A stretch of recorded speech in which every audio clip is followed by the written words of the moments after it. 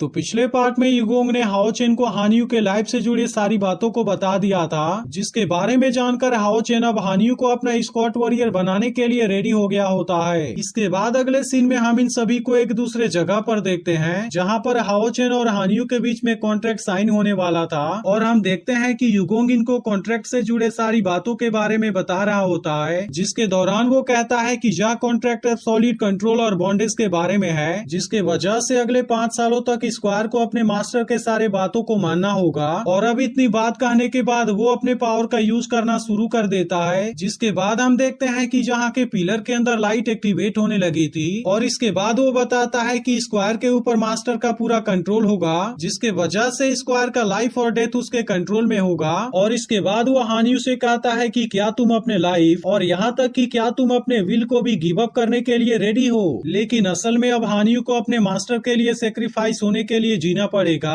और उसे प्रोटेक्ट करने के लिए मरना पड़ेगा। इसके अलावा हर वक्त उसे अपने मास्टर के सामने शिल्ड बनकर खड़ा रहना होगा और किसी भी कंडीशन में उसे अपने स्क्वायर के ड्यूटी को निभाना होगा। जिसके बाद हम देखते हैं कि अब इन सभी बातों के बारे में सुनकर हाओ चेन काफी हैरान हो गया था, और फिर वो सोचने लगता है कि क्या इसके बाद भी हानियू उसका स्क्वायर बनने के लिए रेडी हो जाएगा। लेकिन तभी हम देखते हैं कि हानियू इन सभी बातों से एग्री हो गया था, और इसी के साथ वो हानियू का स्क्वायर बनने के लिए भी रेडी हो गया था, क्योंकि असल में वो किसी भी तरीके से डीमन गॉड से अपने पेरेंट्स के मौत का बदला लेना चाहता है, और अब इस वक्त इसके पास में इसके अलावा कोई भी ऑप्शन नहीं बचा हुआ है। इसके बाद वो यहाँ पर इनके सामने प्रॉमिस करता है कि मैं हमेशा अपने मास्टर का शिल्ड बनकर खड़ा रहूंगा, और चाहे मेरे सामने कैसे भी हालात क्यों ना आ जाए, मैं अपने इस प्रॉमिस से पीछे नहीं हटूंगा। इसके बाद अब प्रॉमिस करने की अगली बारी हाओ चेन की होती है, और फिर युगोंग हाओ चेन से पूछता है कि क्या तुम दूसरों के लाइफ के वेट को कैरी करने के लिए रेडी हो, क्योंकि अब से तुम डीमन का सामना करने के रास्ते पर बढ़ते रहोगे। जिसके बाद हम देखते हैं कि हाओ चेन ने भी हानियू को अपना स्कॉट वॉरियर बनाने के लिए डिसाइड कर लिया था, और फिर वो अपने ब्लड को मीडियम के रूप में यूज करके प्रॉमिस करता है कि वो अपने किए गए प्रॉमिस से किसी भी कंडीशन में पीछे नहीं हटेगा। और अब इस तरह से ये दोनों इस कॉन्ट्रैक्ट को साइन करने के लिए पूरी तरह से रेडी हो गए थे। अब इसके इस बात को सुनकर युगोंग भी अपने तलवार को नीचे मारता है, और फिर इन दोनों से कहता है कि तुम्हें अपने ड्यूटी के बारे में अच्छे से याद रखना होगा, क्योंकि तुम दोनों के बीच में एक दूसरे के ऊपर ट्रस्ट होना भी जरूरी है, और तुम्हें एक साथ पूरी साहस के साथ में आगे बढ़ता रहना होगा, क्योंकि अब से तुम दोनों अलायंस के लिए एक साथ में फाइट करने वाले हो, जो कि एक वॉरियर होने का सबसे हाईएस्ट सम्मान है। और अब इतनी बात कहने के बाद वो अपने पावर का यूज करके इन दोनों के बीच के कॉन्ट्रैक्ट को साइन करना शुरू कर देता है। जिसके बाद हम देखते हैं कि अब इन दोनों के बीच में कोई पावर जनरेट होने लगी थी, और फिर वो दोनों एक साथ में प्रॉमिस करते हैं कि हम दोनों एक साथ में अपने यूनियन लाइफ के लिए लड़ेंगे, और इसी के साथ वो दोनों इंसानियत को बचाने के लिए भी फाइट करेंगे। अब इस तरह से इन दोनों के बीच का यह कॉन्ट्रैक्ट साइन हो गया था, जिसके दौरान हम देखते हैं कि इन दोनों के हाथ के ऊपर एक मार्क क्रिएट हो गया था, और इसके अलावा अब यहाँ पर कोई बहुत ही ताकतवर पावर भी जनरेट होती है, जिसे देख अब युगोंग के मन में भी थोड़ी सी शांति आ गई थी। और इसके बाद वो उम्मीद करता है कि उसका यह डिसीजन बिल्कुल सही हो, क्योंकि आज तक इसके वजह से हानियू को काफी परेशानी हुई थी। लेकिन तभी इसी बीच हम देखते हैं कि हानियू के साथ में कुछ होने लगा था, और उसके बॉडी के अंदर कोई पावर जनरेट होने लगी थी, लेकिन अब वो इसे ज्यादा देर के लिए सहन नहीं कर पाता,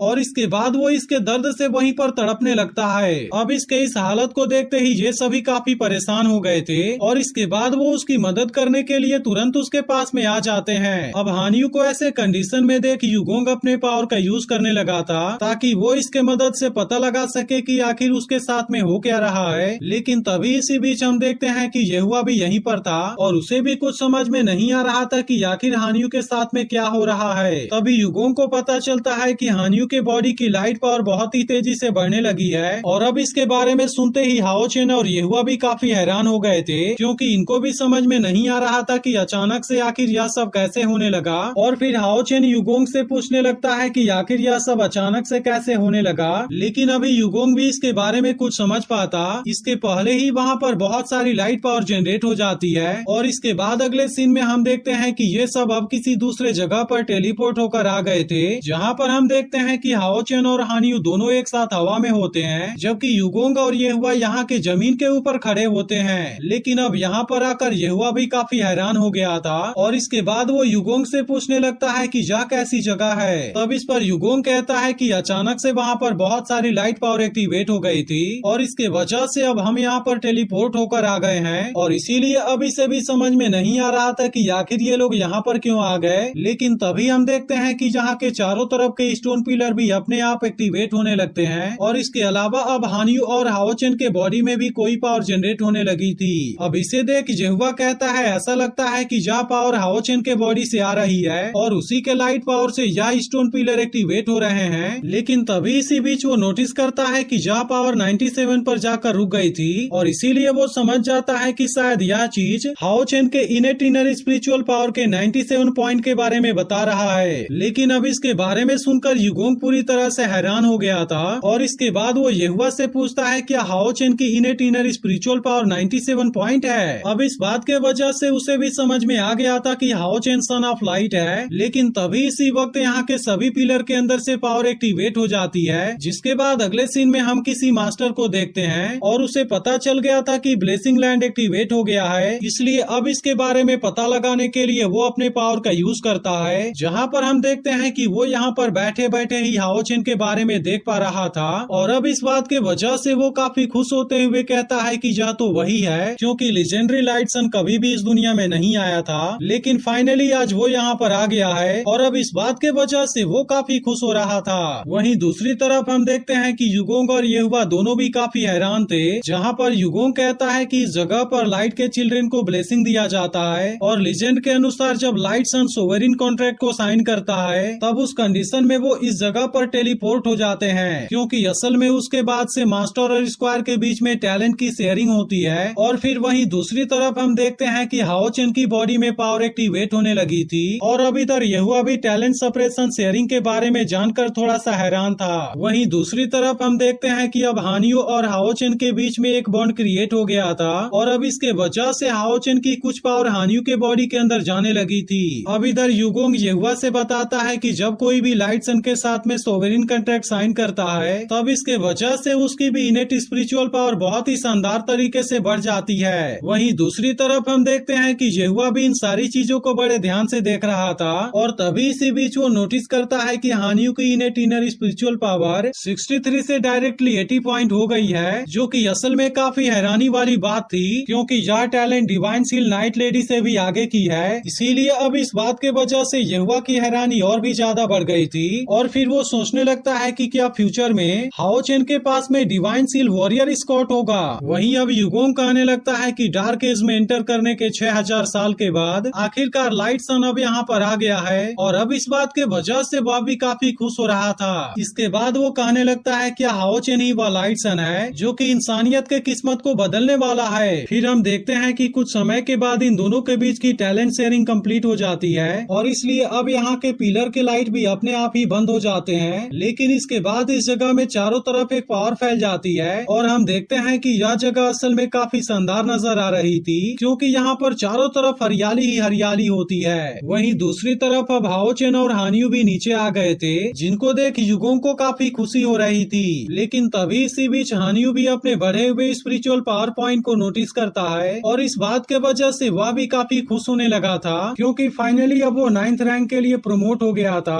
और इसके अलावा अब तो डायरेक्टली उसे डीमन गॉड से सामना करने का मौका मिलने वाला है। लेकिन अब इन सभी बातों के बारे में सोचकर उसे अपने पेरेंट्स के बारे में भी याद आने लगता है, क्योंकि फाइनली अब इस तरीके से वो अपने पेरेंट्स के मौत का बदला ले पाएगा। इसके बाद हम देखते हैं कि वो इसके पीछे की वजह हाओचेन के बारे में भी सोचने लगा था और फिर वो कहने लगता है कि आखिरकार यह सब केवल हाओचेन के वजह से हुआ है, जबकि वो अपने घमंड के वजह से इतने अच्छे अपॉर्चुनिटी को खोने वाला था। इसीलिए उसे अपने पिछले बिहेवियर के बारे में काफी अफसोस भी हो रहा था। लेकिन आखिरकार अब उसे अपनी गलती रियलाइज हो गई थी और इसके बाद वो हाओचेन को रिस्पेक्ट देते हुए कहता है कि मैं अब से मास्टर के लिए फाइट करूंगा और अब इसके दौरान मेरे सामने चाहे कोई भी कितनी बड़ी मुसीबत क्यों ना आ जाए, मैं अपने मास्टर का साथ देने से पीछे नहीं हटूंगा। अब इस तरह से ये दोनों एक साथ में मिलकर काम करने के लिए रेडी हो गए थे। लेकिन तभी अगले सीन में हम देखते हैं कि हाओचेन युगोंग से मदद मांगने लगा था और इसके बाद वो युगोंग से कहता है कि क्या आप मेरे और मेरे टीचर के बारे में भी स्लेव कॉन्ट्रैक्ट को साइन करने में मदद कर सकते हैं। अब इसके बारे में सुनते ही येहुआ भी काफी हैरान हो गया था